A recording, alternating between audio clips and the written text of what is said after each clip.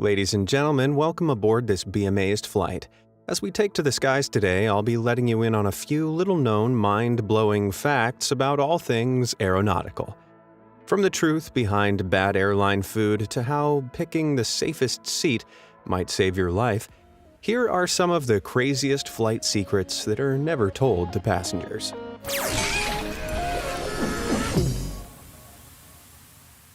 Prepare for boarding. Boarding is one of the most stressful parts of airplane travel. We've all been there. You've been through airport security, you finally get to the gate, only to see a huge line of passengers waiting to board your flight. What most people don't realize is that there's not really much point to rushing to join the queue, as the majority of airlines pre-assign specific seats to passengers. And while some airlines like to call passengers in groups for boarding, you don't necessarily have to adhere to this rule. Boarding last is the easiest way to minimize the amount of time you spend holed up on board. So, assuming your hand luggage isn't overly large and hard to fit in overhead storage, there's not really any point in standing, waiting in a line, waiting for a seat that's already got your name on it. By boarding towards the end, there are also fewer people clogging up the gate area and jet bridge, speeding the process up overall. While you wait, why not take a glance at your boarding pass? The 6-digit alphanumerical code that appears on most boarding passes is called a passenger name record, which is used to identify individual passengers, just in case there's more than one passenger with the same name. This code, which is recorded in the database of computer reservation systems that contain flight itineraries for each passenger, can reveal a lot about you, including your date of birth and contact details. This is one of the main reasons you should never throw your boarding pass away in a public trash can. Among other things, the database this code corresponds to holds credit card information, passport details, as well as IP addresses if booked online. But if a code connected to all your personal information seems scary, hopefully you'll never find this next code on your boarding pass. Passengers who find the 4 S's code on their ticket may find themselves going through additional security checks. Why? Well, short for Secondary Security Screening Selection, this code is added to boarding passes of passengers who airlines deem suspicious. As we all know, airports take security very seriously, and some things that might look totally innocent to us are seen as suspicious for airline officials. Last-minute flyers, one-way fares, or buying tickets using cash can all look a little sus to the guys at the airport security desk. So try not to panic if you see that code on your boarding pass. That is, if you don't have anything to hide. Striking solutions. Airplanes are pretty hefty pieces of machinery. It's crazy to think that an average-sized commercial aircraft has a maximum takeoff weight of about 175,000 pounds, which includes 90,000 pounds of fuel as well as 45,000 pounds worth of passengers, crew, and cargo.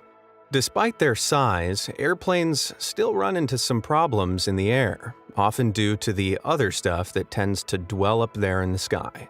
It goes without saying that collisions between planes and birds don't often end well. For the bird, that is. But they can still do some damage to an airplane when hitting it at speed, as you can see here with this Turkish Airlines plane that collided with a bird in 2015. Luckily, the passengers were all fine, but the bird, not so much. There are over 13,000 airplane bird strikes annually in the US, sometimes severe enough to take out plane engines. And as you can imagine, walls and fences aren't very effective in keeping birds away from aircraft runways. So, airports have to get creative to prevent bird-related accidents. One such method, used at Virginia's Reagan National Airport, is firing blanks out of cannons to scare feathery friends away from the airport, while other airports make their environment less bird-friendly by filling in ponds and replacing grass with gravel. Salt Lake City's airport, meanwhile, reduces its winged trespasser problem by using pigs to root around and eat gull eggs. Other airports, like France's Lord Tarbes Pyrénées Airport, Light up LED screens with big pairs of googly eyes to scare off birds of prey, acting as a kind of aviation scarecrow. But it's not just birds that airports have to worry about. Extreme weather isn't really something that can be scared off with a dirty look from a pair of LED eyes. Hailstorms are one of the most dangerous weather conditions for an airplane, and they can cause some pretty crazy damage. This jet's nose cone took a real battering from hailstones that were as big as golf balls after flying through a hailstorm. The windows were so shattered that the pilots had to land the plane almost completely blind. Miraculously, no one was hurt, aside from the airline's wallet, who had to pay for repairs. Hailstorms are one thing, but some nervous flyers also worry about the possibility of lightning striking an airplane.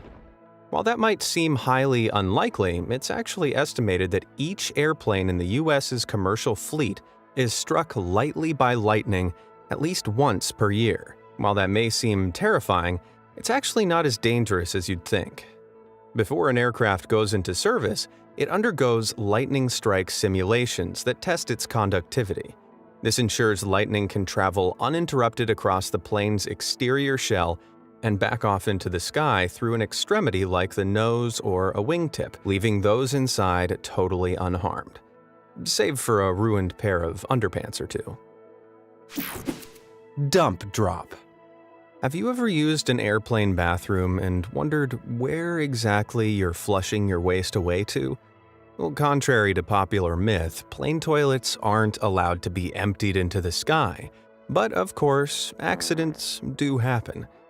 When you flush an airplane toilet, a strong suction pulls the waste away using only a very small amount of water, as a means to save weight and space on the aircraft, and the contents travel to a large, disinfectant-filled holding tank. At the end of a flight, the mixture is sucked into a tanker at the airport and then dumped. However, the frozen chunk of pulverized Smurf you see here is made up of that delightful cocktail of human waste and blue liquid disinfectant, and was found at ground level, having fallen from a plane in 2017. There were at least 27 documented incidents of blue ice meteors of this kind in the United States between 1979 and 2003, including incidents of blue ice falling through rooftops under airport landing paths. While there is no mechanism that would allow pilots or flight attendants to perform any kind of blue poopy pranks intentionally, leaks sometimes do occur from the plane's septic tank. So if you ever find a big chunk of blue ice in your backyard, trust me, it's not a blueberry popsicle. Don't give it a lick. But while we're on the topic of mile-high restrooms, I'll bet you didn't know that there's actually a secret way to unlock an airplane toilet from the outside. The next time a kid gets locked in an airplane bathroom, or you just fancy being thrown off a plane for being particularly creepy with a stranger, you can easily unlock it from the outside using just one finger. Most cabin bathrooms' exterior locks are tucked behind a metal lavatory sign, just like this one, for flight attendants to use in the event of an emergency. To open it, just lift the lavatory sign, slide the knob into the unlocked position, and then make a run for it before the flight attendants catch you like the rascal you are. Food for thought. Everyone knows that the food on airplanes is notoriously awful, but have you ever stopped to wonder why? What's the deal with airplane food? In-flight meals are typically made on the ground by industrial catering facilities close to the airport and are usually prepared between 12 and 72 hours before an intended flight. Contrary to popular belief, most airplane meals are not frozen, instead being blast chilled and transported to the aircraft for flight attendants to heat and serve on board. Some luxury airlines even have their own in-flight chefs and kitchens, like those found aboard some Etihad Airways flights. All this, and yet food in the air will never quite match up to the 5-star restaurants on the ground. So what really makes airplane food taste so bad? Turns out, it actually comes down to basic human biology. Airplane cabins have humidity levels as low as 10% while in the air, which is shockingly even drier than the Sahara Desert. When humidity levels are at rock bottom like this, our sinuses get so dehydrated that it affects our ability to taste and smell. After a bit of time in an airplane cabin, your tongue's ability to taste sweet flavors drops between 15 and 20%, while salty flavors are dulled by as much as 20 to 30%. In an attempt to counteract this, some airlines drastically increase the amount of salt and sugar in their food, so you're probably consuming a lot more calories from that in-flight meal than you think. If tasteless in-flight meals are getting you down, there is actually something you can do about it. Turns out that donning a pair of noise-canceling headphones is just the ticket to making food and drink taste better in the air. Strangely, studies have found that loud background noise can actually dampen our ability to taste food. So, using noise-canceling headphones to drown out the low-pitched drone of the airplane's engine can help our senses come back down to earth. But it's not only passengers that have issues to chew over when it comes to the food served in the sky. There are some very specific rules as to what pilots can and can't eat while on the job, and for good reason. Pilots and co-pilots are warned against eating the same meals while working, as a preventative measure against mutual food poisoning. If something is badly wrong with one pilot's meal, making them sick, the other pilot can take over. However, there's a pecking order to pilot food. In some airlines, the pilot will receive a meal from the first-class menu, whereas the co-pilot will receive something from business class. I'll bet that makes for quite the awkward dinner date. Snakes on a plane. What with being responsible for hundreds of passengers' safety, it's no wonder that airline pilot has often been named one of the most stressful jobs in the world. While the stress of the job is one thing, just imagine having to spend hours stuck in a tiny cockpit with a co-pilot you really dislike. Well, turns out with such high stakes, avoiding pilots working with someone they don't like is considered in the industry to be a matter of life and death. To help reduce any airborne tensions, each captain, first and second officer get a do not pair list on which they can list the names of coworkers with whom they'd rather not share a flight. Requests are submitted through a monthly schedule, and the approved list of flying nemesis is fed into the airline's scheduling system, which stops two adversary pilots from ending up in the same cockpit. While it may seem a little extreme, getting distracted by a workplace rivalry could result in a pretty serious accident, especially during takeoff and landing, where the most attention is required. If only such pleasant coworkers were guaranteed in every job. The safest seat. Contrary to what movies and TV shows might have you believe, air travel is actually one of the safest modes of transportation, and your odds of dying in a commercial airline plane crash are a staggering 1 in 3.37 billion. Despite the facts, nearly 1 in 3 Americans have a fear of flying, and that fear has led many to wonder where the safest spot is in the event of an incident in the air.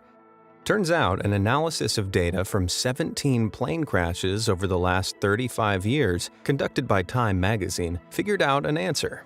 Time found that, historically, those seats in the back third of a plane had a 68% average chance of survival, compared with 62% in the front section and 61% in the middle third.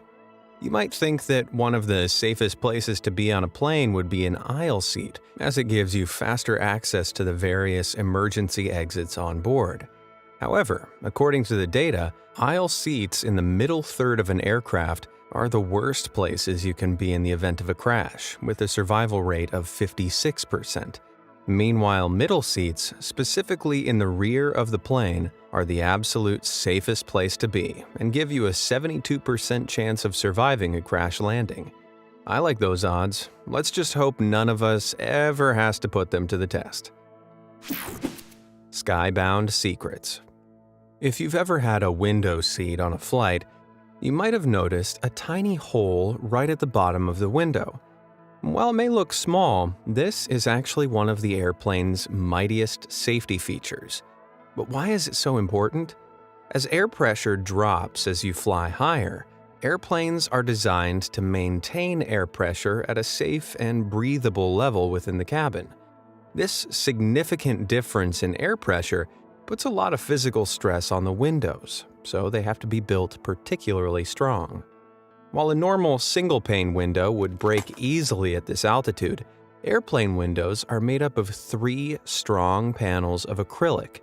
The exterior window is for keeping the elements out and maintaining cabin pressure. If something were to happen to this first pane, the second panel acts as a failsafe. The one inside the cabin, meanwhile, provides a final line of defense, while keeping our hands off the others to avoid damaging them. The tiny hole I mentioned, known as the bleed hole, is located in the middle pane, and its primary purpose is to balance the air pressure between the middle and outer panes. It also keeps the windows from fogging up or frosting over, because, after all, most of our in-flight fun comes from window gazing. Speaking of airplane interiors, have you ever wondered about those small red or black triangles that can be found along cabin interiors? These are actually here to let cabin crew know which window will give the best vantage point to view the wings of the aircraft, allowing them to check if there's a problem with the wing or engine. So if you're sitting by the triangle, try not to get too paranoid if a flight attendant suddenly starts peering over your shoulder. Aside from clever signs and icons, sounds are also used mid-air to keep things running like clockwork. Most regular flyers out there will recognize this sound. While most of us know that this is usually a sign to get back to your seat and fasten your seatbelt, it can actually mean so much more. While each airline uses chimes slightly differently, there are some regularly used patterns that you can listen out for on your next flight. A singular chime can be the pilot warning flight attendants of upcoming turbulence, but it might also mean he wants a cup of coffee. 2 consecutive chimes usually means that the airplane is approaching 10,000 feet, whereas 3 or more chimes indicates a more serious problem, such as an extremely ill passenger or a warning for extreme turbulence. So listen out, and if the beeps are blasting away like Darude sandstorm, it might be time to panic or dance. Class wars. Crying babies, cramped seats, and no legroom. Flying economy really can be a stairway to hell. Meanwhile, advertised with private seats, free-flowing champagne, chocolate-covered strawberries, etc., it's no wonder that a first-class flying experience makes its way onto many people's bucket list. The luxurious service offered in first class might seem perfect for getting that much-needed rest while on a long-haul flight. But is the sky-high price really worth it? Well, compared to business class, usually the second-best type of ticket, it doesn't appear so. There are quite a few features that you'd think were specifically reserved for first-class flyers only that are actually readily available in many business class sections. Both the first class and business class cabins of many airlines receive high-quality, multi-course meals, sometimes even served with fine china and glassware, as well as plush pillows and blankets. Many business class cabins even offer complimentary pajamas too. These days, many airlines are investing into maximizing their business class services with a view to ditch first class altogether, and some are even looking towards business class private pods. Really, the only noticeable differences between the two is that first class offers a slightly larger seat that sometimes comes with your own private suite, as well as a few extra items on the menu, such as champagne and whiskey. However, the enormous difference in price does not reflect the minimal difference in service. On average, a business class ticket will cost around twice as much as a standard economy seat, whereas for first class, you'll be flying to the tune of 6 times the amount paid for an economy fare. I think I'd rather save the money and spring for a hotel room upgrade at my destination. What do you think? Hit the like button for first class and the subscribe button for a fancy hotel. Or why not treat yourself to both? You're on vacation after all. Sky sleepers. Long-haul flights can be bad enough for passengers, but have you ever wondered how flight attendants always seem so alert and chipper? Well, next time you board a long-haul flight, keep an eye out for a mystery door that looks something like this. While it might look like a plain old storage cupboard, these doors actually lead to a completely secret room. Up an extremely narrow flight of stairs, flight attendants will reach what's known as a rest compartment, which is specially reserved for the cabin crew to get some well-earned shut-eye. These rest compartments can usually be found in overhead areas of a long-haul aircraft, one at the back for the flight attendants and one at the front for pilots. Each bed comes with a pillow and duvet, as well as a safety belt that must be fastened if a crew member decides to catch some Z's. Known by aircraft employees as controlled rests, flight attendants will have a designated amount of time to rest depending per flight, and are woken up by their fellow cabin crew through an interphone when their break is over. Some fancier carriers, including Singapore Airlines, make sure to give their crew members a taste of the high life and provide luxe private cabins for them to get some shut-eye, silk pillowcases included. Pilots, meanwhile, often get their own private quarters at the front of the plane, which usually features 2 spacious sleeping compartments, as well as 2 business-class seats, a closet, and lavatory. So the next time you wonder where that lovely flight attendant who is serving your drink has gone to, they could be right above your head, floating in dreamland. Jokes aside, the crew of the plane, pilots above all, being well-rested is of the utmost importance, as demonstrated by some shocking statistics. Astonishingly, when surveyed by the British Airline Pilots Association, 84% of pilots said that their ability to fly a plane had been compromised due to tiredness, and 56% actually admitted that they'd fallen asleep while in charge of a plane. In May 2021, there was even one pilot who fell asleep for 40 minutes mid-air on a commercial flight from Cairns to Redcliffe in Australia, and accidentally overflew his destination by 70 miles before waking up. Thankfully, the majority of commercial airplanes have autopilot to maintain things like altitude, so pilots aren't actually required to be in full control of the aircraft for the entire flight. But it's still incredibly dangerous for them to fall asleep in case of emergency, and will most definitely be on my reasons to clench my teeth list for my next flight. Death deflying. While it's not something we like to think about, people die just about everywhere, and sometimes that can include 30,000 feet in the air. Although extremely rare, cabin crew must be prepared for the unfortunate event of an in-flight death. If a passenger does pass away during a flight, the crew will usually have to wait until the plane reaches its final destination to remove the body from the plane. Sometimes airlines will offer the deceased passenger a final upgrade and bump them up to the quieter first-class cabin. If there's really no room to move the deceased passenger, then the cabin crew will cover their body with a blanket after ensuring they're buckled in for the safety of other passengers.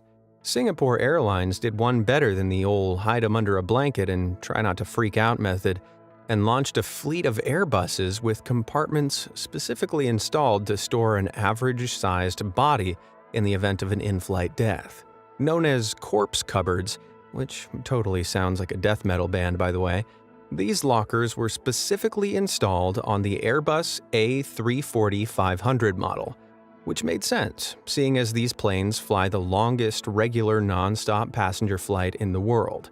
To get from Singapore to the John F. Kennedy International Airport in New York City, it takes around 18 hours and 40 minutes. I'd certainly rather have a creepy body cupboard on board than to be the flight attendant asking first-class passengers if they don't mind being sat next to a corpse for 18 hours. Which of these flight secrets surprised you the most? And do you have any of your own to share? Let me know in the comments below. And thank you for flying with Be Amazed.